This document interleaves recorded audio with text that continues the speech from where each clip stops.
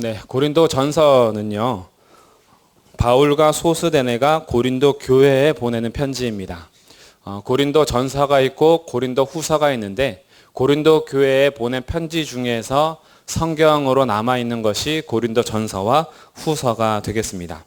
고린도 교회는 어디에 있을까요? 고린도에 있습니다. 고린도 교회는 고린도에 있어요. 그래서 고린도 교회이고요. 고린도 교회가 어떻게 세워졌느냐, 이것을 아는 것이 오늘 좀 필요한 것 같아요. 그래서 오늘 첫 시간은 고린도 교회의 전체적인 배경과 고린도 교회가 가지고 있었던 문제들은 무엇인지 그것을 함께 보면서 앞으로 이 문제들을 과연 어떻게 해결해 나가는가라는 말씀을 통해서 이 땅에 있는 모든 교회는 다 문제들이 있습니다. 문제 없는 교회는 저 하늘에 있어요. 저 하늘 천국에 있는 교회는 아무 문제가 없어요.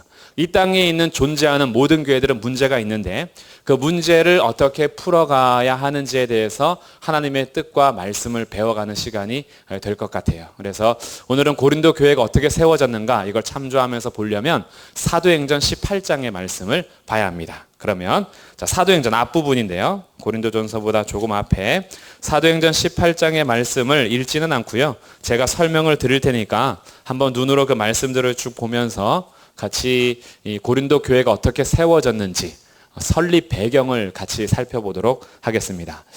사도행전 18장 1절부터 시작이 되는 거예요.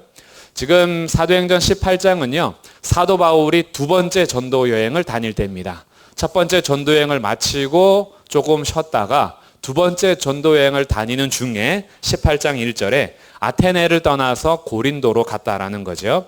나눠드린 프린터에도 지도가 있죠. 지도 보시면 그 위에 아덴이 있고 밑에 고린도, 갱그리아 이렇게 있어요. 왼쪽 상단에 마게도냐는 큰 지역 이름이고요. 도시들이 빌립보, 데살로니가, 베레아, 아덴, 고린도, 갱그리아. 그 밑에 가면 그레데 섬, 지중해 이렇게 되어 있습니다. 지금 전도 여행을 이렇게 위쪽으로 다녀서 빌립보에서부터 아래로 내려오는 중이에요. 그래서 아덴을 떠나서 고린도로 간 상태고요. 이 고린도에서 아주 귀한 부부를 만납니다. 그 부부 이름이 18장 2절에 나오는데 아굴라하고 브리스길라, 이 사람을 만나요. 아굴라하고 브리스길라도 갑자기 추방 명령을 받고 고린도로 오게 되었는데 바울하고 이 아굴라 부부하고 하는 일이 똑같아요. 생업이 똑같다라는 거죠. 그 업이 뭐냐 하면 천막 짓는 일입니다. 당시에 천막 짓는 일 돈 잘 벌었습니다. 그래서 천막을 지어주면서 생계를 유지해 가는 일을 하나씩 하고 있는 거죠. 유대인들은 어려서부터요. 평생 동안 자기가 살 수 있는 전문업을 하나씩 배우게 됩니다. 어딜 가든지 먹고 살 수 있도록 그런 것들을 교육을 하는데 바울이 배운 교육이 바로 천막을 짓는 일이었는데 이 고린도에서 만난 아굴라 부부도 천막 짓는 일을 했어요. 그래서 그들이 잘 통하니까 함께 협업하면서 함께 살면서 일을 하는 중에 있습니다. 그래서 평일에는 함께 천막 짓는 일을 하고 안식일이 되면 뭐 하느냐? 4절에 보니까 회당에서 강론합니다. 바울이 회당에 들어가서 유대인들을 대상으로 말씀을 가르치는 거예요. 그리고 유대인하고 헬라인하고 날마다 안식일마다 권면하는 일을 했어요. 여기까지는 문제가 없었어요. 고린도에서 일도 하고요. 안식일이 되면은 말씀도 가르치는 일까지는 문제가 없었는데 언제 문제가 생겼냐 하면요. 5절부터 문제가 생깁니다. 바울이 평소에 하던 강론에서 조금 더 들어갔어요. 어떻게 들어갔냐 하면 예수가 그리스도야 라고 밝히 증언했어요. 예수가 구약에서 말하는 메시아야 이렇게 한 거죠. 바로 이 예수, 십자가에 못 박혀 죽으시고 다시 사신 그 예수가 하나님께서 약속하신 그리스도다 라고 말하자 그동안 사람들이 그냥 들었던 유대인들 중에 몇 명들이요 그를 비방하기 시작합니다. 6절 그들이 대적하여 비방하는 거죠. 그러니 이 예수가 그리스도라는 사실을 받아들이지 못하는 거예요. 그것 때문에 바울이 좀 위기에 몰려 있는데 그럼에도 불구하고 그 중에 하나님의 사람들이 있었어요. 그 소개되는 사람이 7절에 나오는 디도 유스도라는 사람이고요. 8절에 회당장 그리스도보하고 그 집안 사람들이 주를 믿었다 그래요. 그리고 이름은 기록되지 않았지만 8절 보니까 수많은 고린도 사람도 듣고 믿어 세례를 받더라.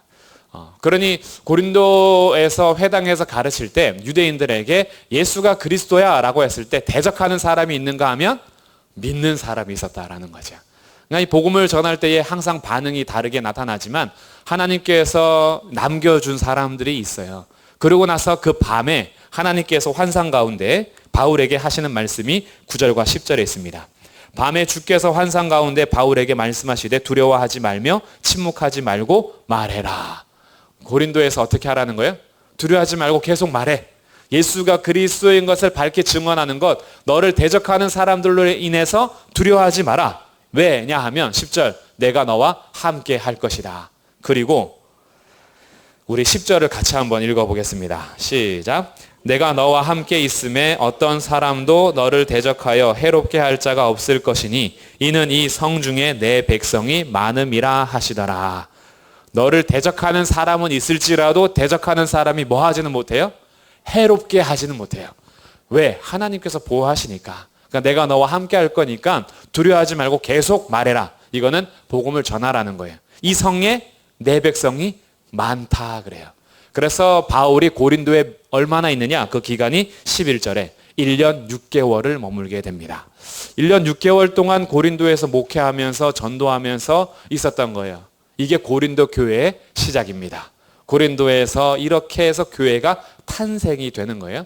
1년 6개월, 되게 짧은데라고 생각할 수 있잖아요. 2차 전도 여행을 3년 동안 다니는데 그중에 1년 6개월이면 절반을 고린도에 있었다라는 거예요. 유럽을 다니는 그 수많은 시간 중에서 절반을 고린도라는 도시에 있었다. 이건 엄청난 거죠. 2차 선교여행의 50%의 시간을 여기다가 쓴 겁니다. 이렇게 해서 고린도 교회가 생겨나기 시작했어요. 그렇다면 고린도는 어떤 지역인가? 이 도시의 특징을 우리가 조금 살펴볼 텐데 지도를 한번 보시면 좀 작아서 지도는 안 보일 수 있는데 보이시는 분들은 한번 보면 거기에 이렇게 머릿말로 고전 수신지 이렇게 돼 있는 그 화살표가 고린도예요. 근데 고린도를 자세히 보시면 고린도 옆으로 바다가 끼어 있습니다.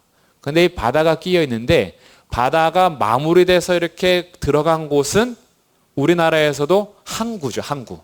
부산항, 인천항, 주문진에도 항이 있어요. 그런 이제 항이 있어요. 항이 있다라는 것은 배들이 들어온다라는 거예요. 근데 고린도를 보면 어디로 연결되냐 하면 윗지방으로 연결되는 길목에 있어요. 마게도냐 쪽으로 올라가는 북쪽으로 위로 올라가는 길목에 있으니까 사람들이 배 타고 고린도에 내려서 고린도를 거쳐 윗지방으로 가게 되는 거죠.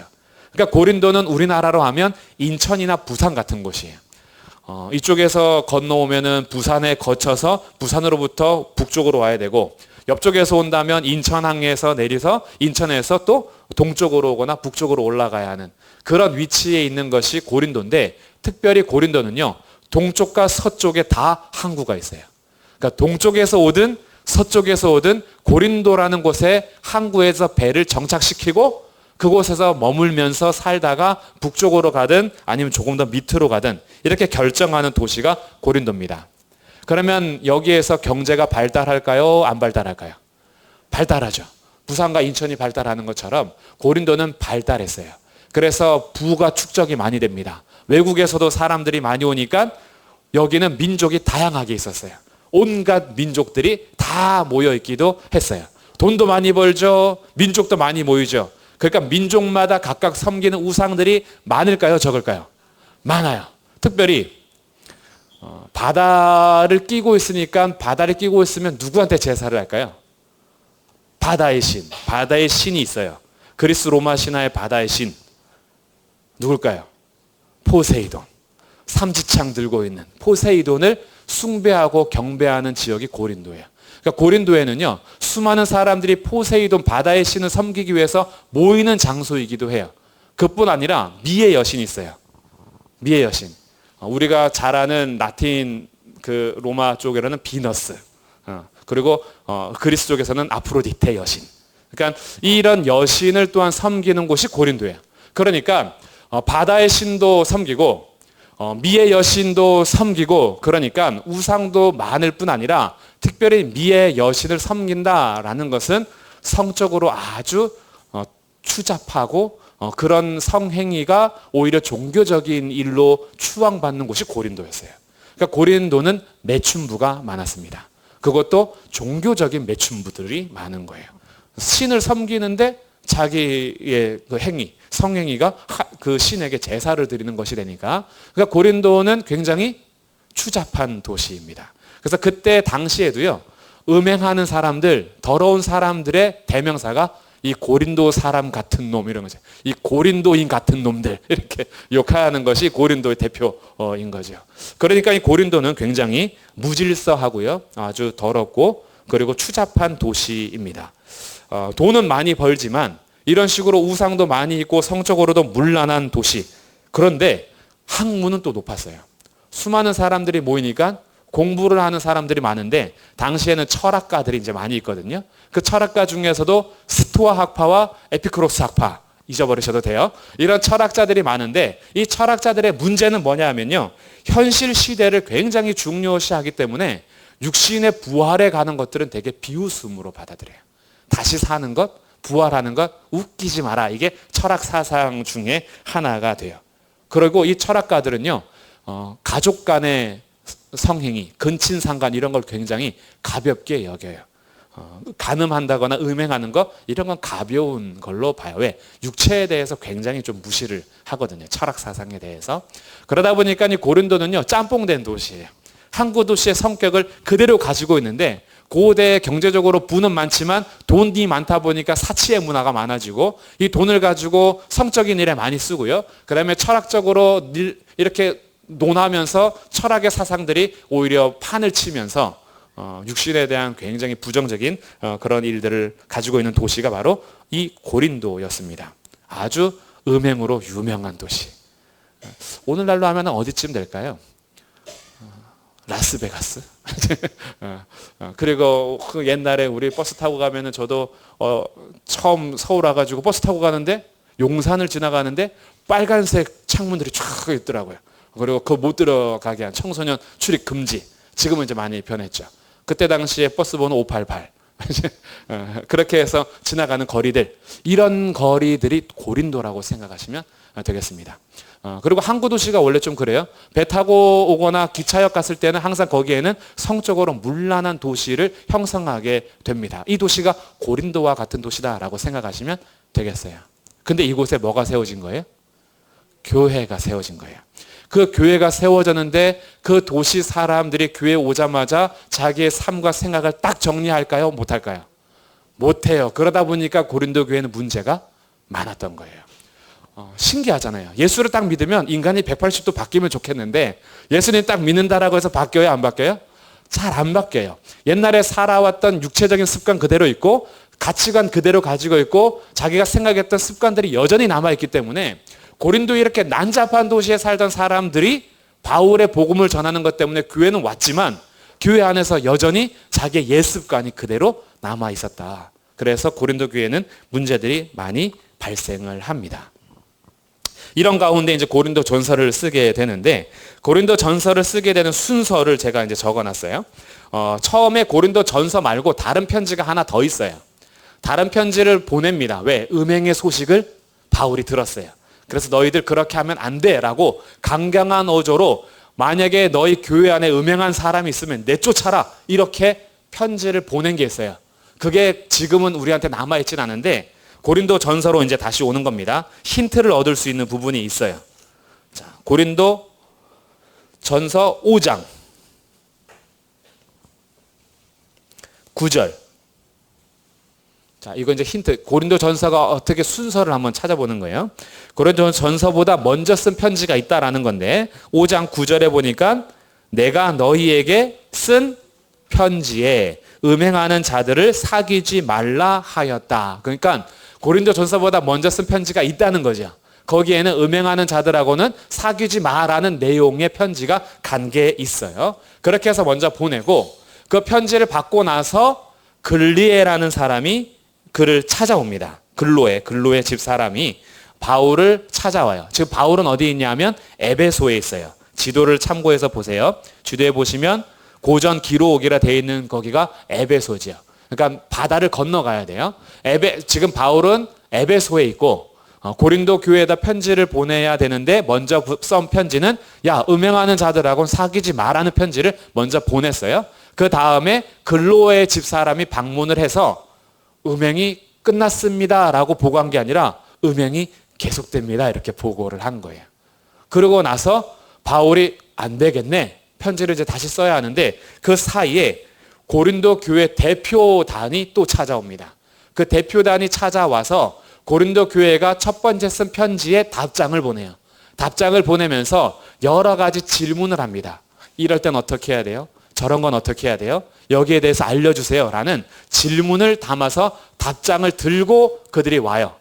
그래서 여기에 대해서 답변도 하고 음행에 대한 문제와 분쟁에 대한 소식을 들은 것을 가지고 편지를 쓰는 게 고린도 전서다 이거죠. 그러니까 고린도 전서는 고린도 교회의 문제에 대한 답변인 겁니다. 고린도 교회에 문제가 있다는 것을 듣고 편지를 보내는데 그들이 쓴 답장에 질문을 한 것들이 있어요. 그래서 그 질문에 대해서 답변도 하면서 16장으로 편지가 길게 써지게 된 겁니다. 그러면 그가 글로에하고 고린도 대표단이 가지고 온 두 가지 소식과 고린도 교회의 질문이 뭔가, 이것이 이제 마지막 부분이 되겠어요. 물론 아직 설교가 끝나는 건 아니고요. 프린트 강의 안에서 이제 마지막 부분이에요. 자, 그러면 두 가지 소식, 이 두 가지 소식은 문제고요. 고린도 교회의 질문이 6가지 정도가 있어요. 이제 프린트물을 써야 합니다. 제가 빈칸으로 만들어놨죠. 첫 번째 소식은 뭐냐 하면 1장부터 4장까지의 내용인데 첫 번째 소식은 분쟁 소식입니다. 분쟁. 자, 고린도 교회에 문제가 있어요. 그래서 두 가지 소식을 가지고 왔는데 첫 번째 소식이 바로 분쟁에 대한 소식이다. 이게 1장부터 4장까지 기록이 되어 있는 거고요. 자, 두 번째 소식은 뭐냐? 자, 두 번째 소식은 제가 종종 계속 말씀드렸던 음행의 문제에 대한 겁니다. 음행. 이것이 5장과 6장에 기록되는 문제예요. 그래서 사도 바울이 이 분쟁이라는 문제하고 음행이라는 문제에 대해서 어떻게 해야 되는지 편지를 썼겠죠. 고린도 전서에. 그리고 나서 7장부터 16장까지는 고린도 교회의 성도들이 바울에게 질문한 내용들이에요. 질문을 뭐 했느냐? 이것을 크게 6가지로 이제 나눈 겁니다. 그래서 세 번째는 질문입니다. 질문에 대한 답변이에요. 이 질문은 누가 한 거예요? 네, 고린도 교회 성도들이. 고린도 교회 성도들이 에베소에 있는 바울한테 이럴 때는 어떻게 해야 돼요? 라고 보낸 문제입니다. 첫 번째 문제는 뭐냐 하면 결혼에 대한 문제예요. 저희가 듣기로는 결혼에 대해서 이렇게 얘기하는데 당신은 어떻게 생각합니까? 라고 주의 뜻을 물어보는 거예요. 그리고 이제 두 번째 문제는 결혼에 대한 문제에 조금 포함되긴 하는데 처녀에 대한 문제를 합니다. 처녀. 혼자 사는 것이 좋을 것 같은데 처녀를 가까이 아니함이 좋다라고 하는데 어떤가요? 라고 주의 뜻을 물어보는 겁니다. 세 번째는 우상 숭배에 대한 문제예요. 우상 제물. 우상 제물을 바치는 문제인데 아마 잘 아실 거예요. 시장에서 파는 고기가 우상 포세이돈에게 제사 드리고 막 이랬던 고기인데 이걸 우리가 먹어도 되나요? 안 되나요? 라는 이제 그런 문제에 대해서 우상 제물에 대한 문제인데 우상 제물에 대한 문제는 예배하고 연결이 돼요. 그래서 여기서 그냥 참고로만 세 번째 질문에는 예배 때 여자가 두건을 쓰는 것이 맞나요? 안 맞나요? 문제도 있고 성찬에 대한 문제도 복합적으로 사도 바울이 이어서 답변을 합니다. 그래서 우상 제물에 대한 문제는 예배하고 연결이 됩니다. 예배 시에 머리에 써야 되나요? 말아야 하나요? 성찬은 어떻게 해야 되는지에 대해서 바울이 얘기해 주고 있다. 자, 네 번째. 고린도교의 네 번째는요. 신령한 것에 대한 질문이에요. 신령한 것이니까 우리가 잘 아는 방언이나 예언과 같은 성령의 은사에 대한 문제인 거죠. 성령의 은사에 대해서 질문한 것을 사도 바울이 답변하는 내용이 12장부터 14장까지 기록되어 있다라는 거고요. 자, 다섯 번째는 이들이 철학적으로 하니까 뭘 거부한다고요? 아까 부활에 대해서 거부를 하는 거예요. 그래서 특별히 몸의 부활에 대해서 이들이 거부를 하기 때문에 부활의 당연성, 복음의 핵심 중에 이 부활이 빠지면 이거는 소용이 없는 거야. 만약에 부활이 없다면 우리가 제일 불쌍한 자야 라고 부활이 당연히 있어야 하는 이유에 대해서 답변을 하는 것이 5번째 질문이고요.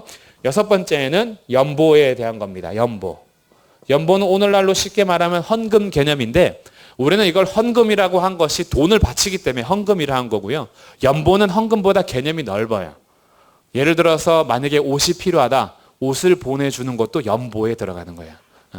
만약에 거기 신발이 필요하다. 신발 보내는 것도 연보가 되는 거죠. 그러니까 연보는 뭔가 더 드리고 나누는 것이 더 포함이 되어 있어요. 이것을 조금 더 우리는 간소하게 해서 뭐 구제 헌금, 뭐 이렇게 헌금 나눠서 헌금을 많이 하는데 이런 연보의 문제에 대해서 기록을 하는 것이 6가지 질문에 들어가는 겁니다. 그럼 이제 고린도전서를 한번 생각해 보면 이렇게 정리할 수 있겠죠. 고린도전서는 바울이 어디에 보내는 편지예요? 고린도 교회에 보내는 편지다. 고린도 교회는 어디에 있어요? 고린도에 있다. 근데 고린도는 문제가 많은 도시예요? 적은 도시예요? 문제가 많은 도시다. 그래서 그 문제가 많은 도시에 또 하나님께서 교회를 세우셔서 사람들이 왔지만 사람들은 여전히 옛사람의 성품이 그대로 있으니까 교회 안에 문제가 많다 적다? 많다. 그 많은 문제 중에 크게 2가지가 첫 번째는 분쟁에 대한 것이고 두 번째는 음행에 대한 거예요. 특히 음행은 근친상간이 포함되는 겁니다. 그러다 보니까 음행에 대해서 법적 문제까지 가요. 송사해야 되냐 말아야 되냐 하기 때문에 송사의 문제도 연결돼서 하고 이런 문제들이 이제 크게 2가지 분쟁과 음행의 문제고요. 근데 여기에 대해서 고린도 교회 성도들이 궁금한 게 많았죠. 궁금한 게 많아서 물어보는 큰 6가지가 결혼에 대해서, 처녀에 대해서, 우상 제물은 어떻게 해야 되는지, 신령한 것에 대해서, 그리고 부활에 대해서, 연보에 대해서 그들이 질문을 했거나 아니면 바울이 딱 봤을 때 얘네들이 내가 가르친 거를 오해하고 있구나 라고 판단되는 것을 바울이 편지에 써서 보내는 것이 고린도 전서가 되겠습니다. 이거는 이제 조금 참고적으로 말씀을 드리는 건데요. 고린도 후서는 제가 연결해서 아직 안 하고요. 다음에 이제 할 계획이라서 고린도 후서는 그럼 왜 써졌느냐라는 걸 참고적으로만 잠깐 말씀을 드릴게요. 고린도 전서를 편지를 이렇게나 보냈는데 고린도 교회 사람들이 변했을까요? 안 변했을까요? 안 변했어요. 예나 지금이나 사람은 잘 안 변해요. 편지 보냈다라고 해서 변하면 야 그런 그럼 얼마나 재밌겠어요? 근데 편지를 보냈더니만 디모데 통해서 보냈거든요. 디모데가 이 고린도 전서 편지를 가지고 고린도에게 딱 전달했는데 사람들이요. 바울이 가르쳐준 분쟁의 문제나 음행의 문제에 대해서 해결한 것이 아니라 오히려 바울의 사도권에 대해서 문제 제기를 하는 사람들이 등장했어요. 야 바울 그 사람 사도 아니야. 바울이 무슨 사도야. 베드로가 사도지. 요한 정도 돼야 사도지. 바울이 뭐 예수님하고 3년 동안 동고동락을 했어. 같이 십자가였을 때 거기 있었어. 바울은 사도 아니야. 라고 사도권에 대해서 부정을 하고 부인을 하는 사람들. 앞장서서 바울의 권위를 묵살하는 사람들이 생겼어요. 그 디모데도요. 심령이 되게 착해요. 그러니까 디모데가 이렇게 그런 사람들을 딱 이렇게 쳐냈어야 되는데 디모데도 이렇게 말 못해요. 그래서 디모데도 목회를 약간 실패하는 위기에 처해졌어요. 그리고 그 소식을 바울이 듣습니다. 그래서 바울이요. 부드럽게 말했던 것을 철회하고요. 혹독한 답변을 쓰는 편지가 하나 있어요. 이게 고린도 전서와 후서 사이에 없어진 편지 하나가 또 있어요. 이것도 고린도 후서에서 이제 잠깐 등장하는데 눈물의 편지라 하기도 하고 혹독한 편지라 하기도 해요. 거기에 대해서는 아주 강한 어조로 바울이 보낸 모양이에요. 그거 보내놓고 바울 마음이 편했을까요? 아니면 막 어려웠을까요? 어렵죠. 그렇게 막 혹독한 편지 뭐라고 한지는 기록에 남아있지 않지만 그렇게 하면 지옥에 갈 거야. 이렇게 하면 너 그렇게 살다가는 진짜 벼락 맞을 거야. 아주 혹독하게 눈물을 흘려가면서 편지를 보낸 거예요. 보내놓고 마음에 근심이 계속됩니다. 고린도 교회는 바울이 2차 전도여행 때 세운 교회니까 사랑의 대상이기도 하면서 근심의 대상이기도 해요.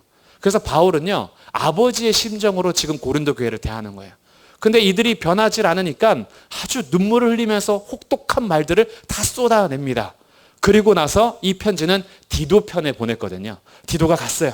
디도가 가서 편지를 전해줬습니다. 그리고 어떻게 됐는지 디도가 와서 보고를 해줘야 돼요. 그러니까 계속 목 빠져라 디도만 기다리고 있는 거예요. 그러다가 디도를 마게도냐에서 만납니다. 만났는데 디도가 하는 말, 편지가 통했습니다. 그죠? 혹독한 편지가 통했어요. 그리고 디도도 성격이 좀 강하거든요. 그래서 디도를 나중에 그레데 섬으로 보내잖아요. 섬 사람들도 대적할 이렇게 함께 할 수 있는 사람이 디도예요. 그러니까 디도가 전한 편지와 함께 앞장서서 바울의 권위를 무너뜨리고 교회 질서를 무너뜨렸던 사람을 책망하고 처벌합니다. 그래서 교회에서 이게 징계를 내리고요. 교회를 다시 수습을 해요. 그 소식을 교회가 안정됐다라는 소식을 듣고 바울이 너무 기뻐서 쓰는 편지가 고린도후서예요.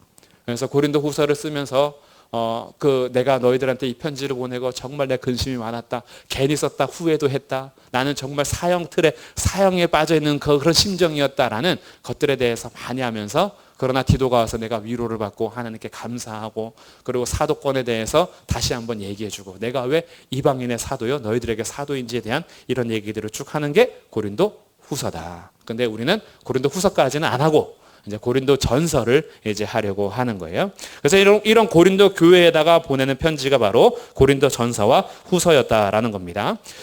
그래서 이제 이렇게 큰 틀을 가지고 있으니까 고린도 전서의 특징은 뭐냐면요. 성격이 잘못된 것들을 바로 잡아주는 성격을 가지고 있어요. 편지마다 어느 정도의 성격이 있거든요. 잘한 것을 칭찬하는 편지가 있는가 하면 잘못한 것을 책망하는 편지가 있는데 고린도 교회 같은 경우는 지금 잘못하고 있는 것들과 오해하는 것들이 있으니까 이들의 신앙을 바르게 잡아주기 위한 성격이 강해요. 바르게 잡아준다라고 해서 무조건 혼내고 책망으로만 생각하시면 안 돼요. 바울이 지금 답답한 게 뭐냐 하면 스승은 많은데 아버지가 없다라는 거예요. 근데 나는 너희에게 아버지다라는 거죠. 나는 지금 아버지가 자기 자녀들을 사랑하기 때문에 어쩔 수 없이 매를 들어야 하는 그 심정을 표현해 주는 거예요. 그래서 교회가 잘못된 길을 갔을 때 바로 잡아주고자 하는 그런 성격을 가지고 있어요. 그래서 이 고린도 전서를 통해서 혹시 우리들에게도 어떤 문제가 개인적으로 있다거나 우리 믿음의 가정에 어떤 문제가 있다거나 우리 믿음의 공동체인 교회에 어떤 문제가 똑같은 문제는 아닐지라도 여러 가지 문제가 다 있거든요. 근데 그 문제들을 한번 찾아보면서 나는 그러면 어떻게 해야 되는 것인가 라는 답들을 고린도 전서에서 어느 정도 얻어가면 좋겠어요. 이런 것들이 이제 수요일마다 같이 진행이 되면 좋겠고요. 그래서 이 고린도 전서는 남의 교회 얘기가 아니라 오늘 우리의 교회 얘기도 되는 겁니다. 저기 고린도 교회 추잡한 도시에 있는 교회 얘기만이 아니라 오늘 우리의 교회 이야기가 될 수도 있는 거죠. 그래서 이 문제들을 내가 같이 안고 가면서 나는 그럼 어떻게 살아야 할 것인가 라는 답변을 주님의 뜻을 함께 찾아볼 수 있으면 좋겠습니다. 그럼 이제 1장을 한번 다시 보시면서 1장 앞부분 우리가 읽었었는데 고린도 교회의 강점을 한번 찾아볼게요. 고린도 교회가 잘하는 게 뭐냐 하면 5절부터 7절에 나옵니다.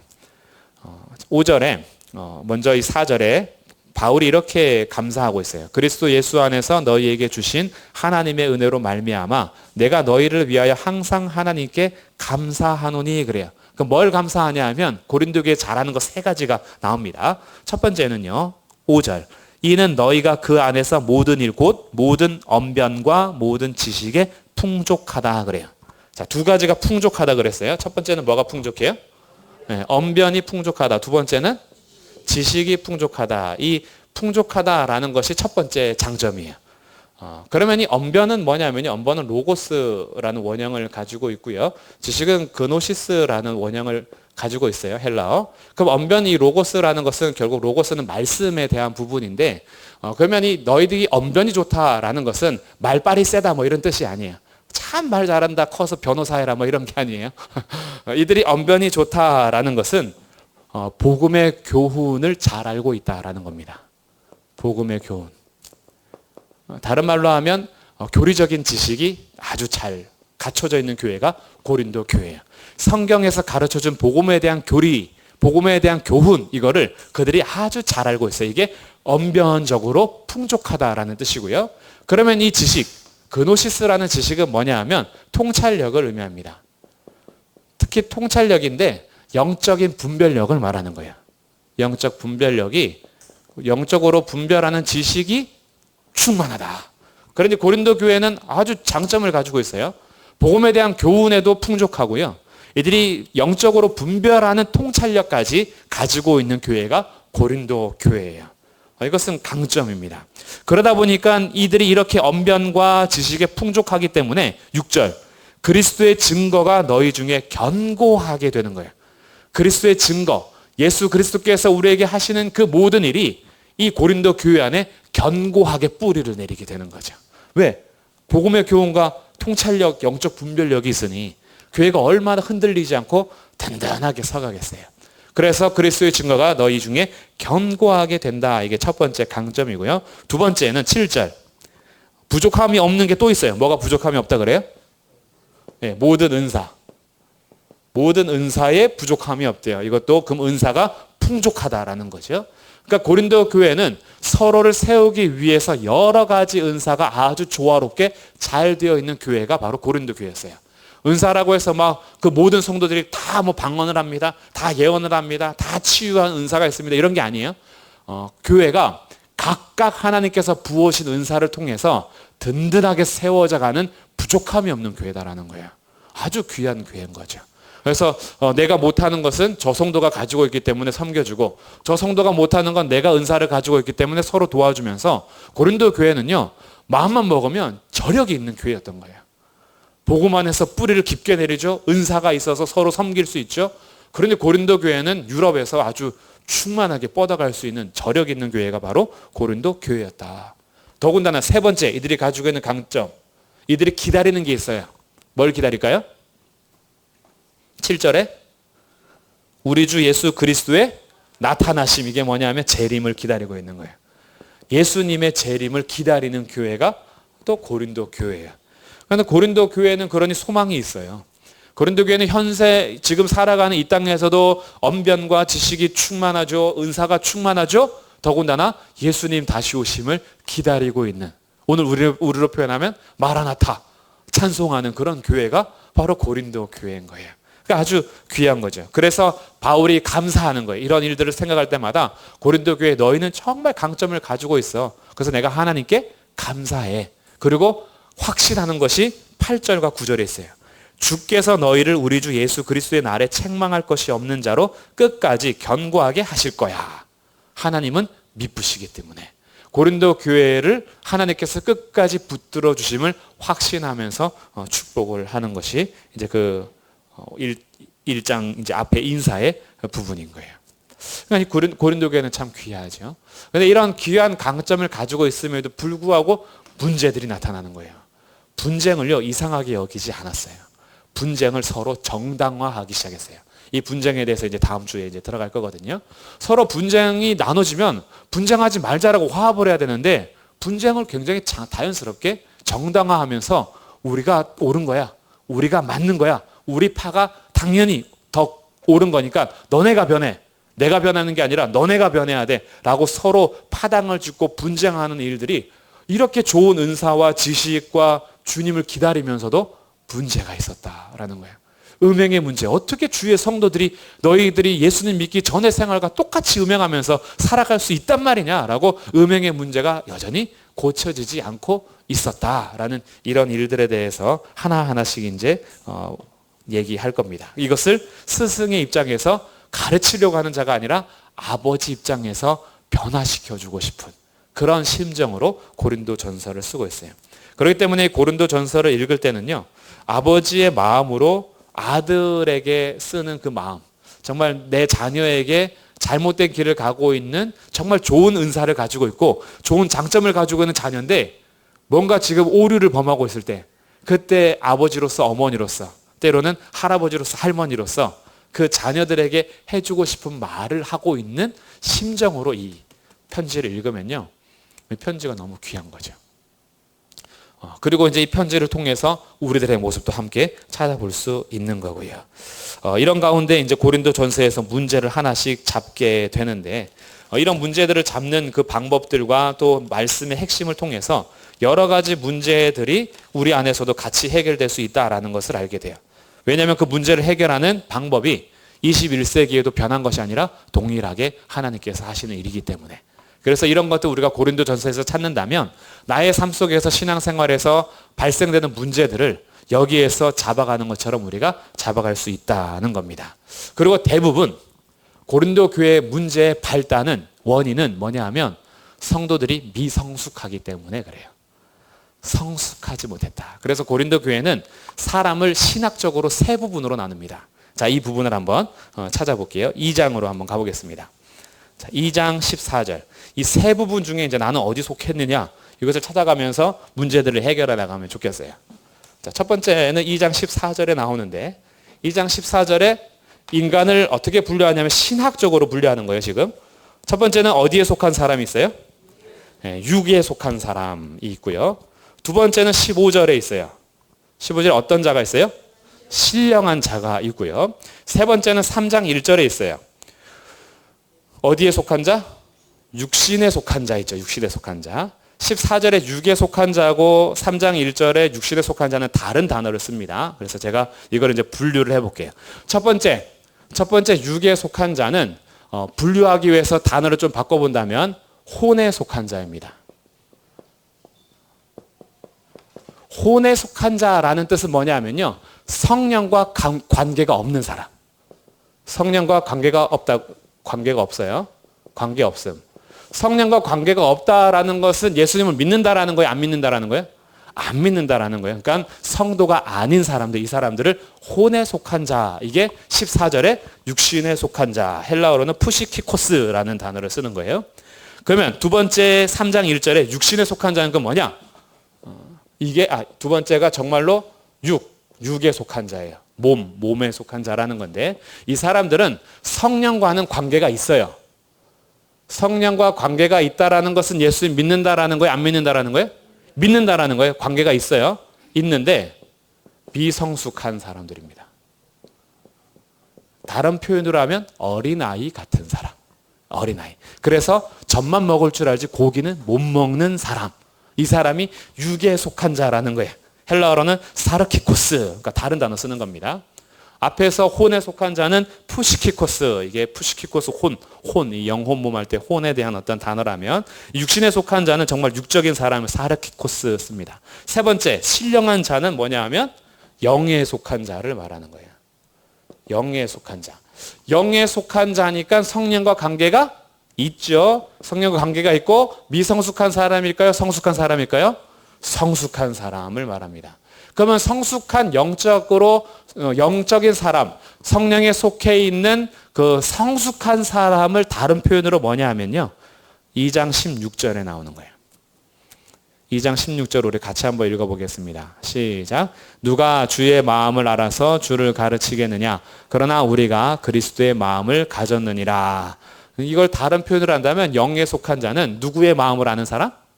그리스도의 마음을 아는 사람. 주의 마음을 아는 사람이 성령과 관계가 있으면서 성숙한 사람을 말하는 거예요. 그러니까 지금 사도 바울이 문제를 풀어갈 때 어떻게 풀어가냐 하면, 너희들이 그렇게 문제가 있는 건 아직 어린아이라서 그래. 너희들이 아직 미성숙해서 그래. 너희들이 그렇게 문제가 많은 건 너희들이 성숙해야 돼. 라고 교훈을 제대로 하는 거예요. 그러니까 문제를 해결하려면 그냥 문제가 저절로 풀어지기를 기다려야 되는 게 아니에요. 문제가 해결되려면 하나님의 말씀 앞에서 우리가 성숙해 가야 되는 거예요. 그리스도의 마음을 알아가고 아버지의 마음을 알아가고 아버지의 뜻을 알아간다면 죽고 살기의 문제 속에서 나중에 그게 아무것도 아니라는 걸 알게 되죠. 그래서 그는 누구에게도 판단을 받지 않는 그런 삶. 그렇게 해서 성숙에 대한 이야기까지 이렇게 세 부분으로 나눕니다. 그렇기 때문에 고린도 전서는요, 고린도 교회 성도들이 성숙하기를 바라면서 쓰는 거예요. 만약에 오늘날 우리가 옆에 있는 교회 소식을 듣는데 그 교회가요, 4개 파로 갈라졌대요. 어떤 교회 소식을 듣는 거예요. 근데 그 교회를 듣는데 파가 갈라졌대. 거기 부목사 파 3명하고 담임 목사 파가 있고, 또 그게 싫어가지고 우리가 어떻게 담임 목사 파, 부목사 파 이렇게 하느냐? 우리는 예수님 파다. 이렇게 예수님도 파가 됐어 또. 그래서 교회가 막 그런 파가 있대. 근데 그것뿐만이 아니라 거기 안에 근친상간의 문제들이 되게 많대. 성적으로도 음행하고 간음한 사람들이 너무 많대. 근데 교회가 그거 다 괜찮다 그런데 이렇게 괜찮아. 성적으로 되게 문란하대요. 그 안에서 서로 싸우고 맨날 성찬 서로 먼저 먹으려고 예배 시간에 왔더니만 빵하고 포도주 다 먹어버리고 자기네 파끼리 모여가지고 막 이런 교회가 있다고 생각해봐요. 은혜가 돼요? 안 돼요? 우리 속으로 아마 그럴 거예요. 그게 교회야? 이럴 거죠. 그게 교회야? 그건 교회도 아니지. 무슨 그게 교회야. 이러면서 속상하기도 하지만 사실 우리들은요, 비판하고 정죄하는 마음이 더 많이 생겨요. 야, 무슨 교회가 그래. 우리가 여러 가지 교회에 대한 소식들이 들리잖아요. 뉴스에서도 들려요. 그러니까 이제 우리는 그런 소식을 들으면 도덕적으로 흠이 있거나 윤리적으로 문제가 있으면 우리는 어떻게 생각하냐면 그게 무슨 교회야 그래요. 근데 여기에 대해서 고린도 교회에 대한 소식을 바울이 들었어요. 에베소에서 고린도 교회 음행의 문제, 파당의 문제, 여러 가지 문제들을 막 들었어요. 그때 바울이 야, 그게 무슨 교회야. 그냥 문 닫으라 그래. 이렇게 한 게 아니라 편지를 쓸 때 뭐라고 쓰냐면요. 이거를 오늘 잘 기억하셔야 돼요. 1장 2절을 같이 한번 읽어보겠습니다. 1장 2절 시작. 고린도에 있는 하나님의 교회 곧 그리스도 예수 안에서 거룩하여지고 성도라 부르심을 받은 자들과 또 각처에서 우리의 주 곧 그들과 우리의 주 되신 예수 그리스도의 이름을 부르는 모든 자들에게. 고린도에 있는 누구의 교회라 그래요? 하나님의 교회. 고린도에 있는 하나님의 교회. 이 소식을 듣고 편지를 쓰는데 바울이 부정하지 않는 건 그들도 여전히 하나님의 교회예요. 그리고 그 하나님의 교회인데 두 가지 특징을 얘기합니다. 곧 첫 번째는 그리스도 예수 안에서 거룩해지고 성도라 부르심을 받은 자들이래요. 아니 지금 거룩하지 않잖아요. 그들의 삶이 엉망인데요. 그들이 지금 파당하고 있고 음행하고 있는데 바울은 그들을 뭐라 하냐 하면 예수 안에서 거룩해지고 성도라 부르심을 받은 자들이래요. 또 두 번째 특징은 각처에서 우리의 주 곧 그들과 우리의 주 되신 예수 그리스도의 이름을 부르는 모든 자들이래요. 그가 예수님을 그리스도라 부른다는 거죠. 예수님을 주라고 부른다라는 거예요. 교회를 볼 때는요, 교회가 도덕적이어야 되는 게 맞아요.